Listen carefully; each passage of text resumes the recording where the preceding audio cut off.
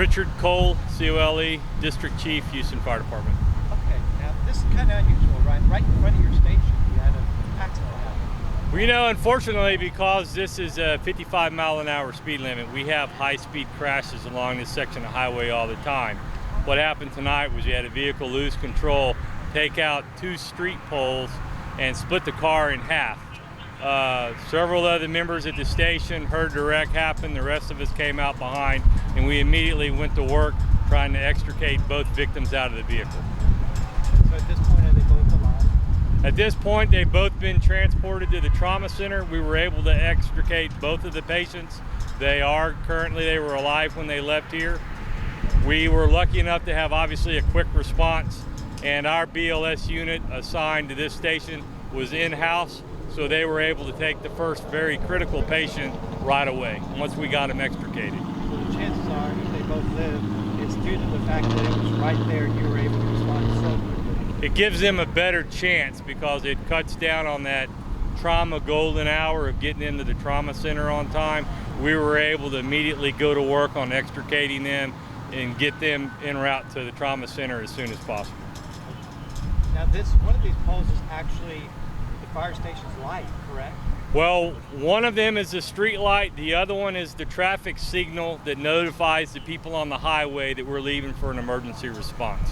So it turns red to a red blinking light to stop the traffic. So how is that going to affect your operations as far as Well, going forward, because it'll be a while before they are able to replace this light pole, we'll just have to use extreme caution pulling out because, as you can tell from the apron of the station, we pretty much go right out onto the highway, and a lot of these people are driving at a high rate of speed. Right.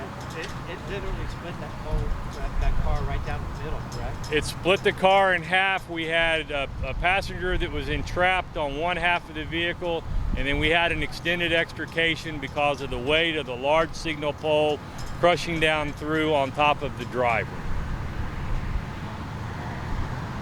Would you say that these two individuals were young, or do you have an age range? You know, we were working so fat there, I would say middle age, so 30s, from what we can tell. Adults. Correct, adults. All right, my name is Sergeant David Rose. I'm with the Houston Police Department's Vehicular Crimes Division.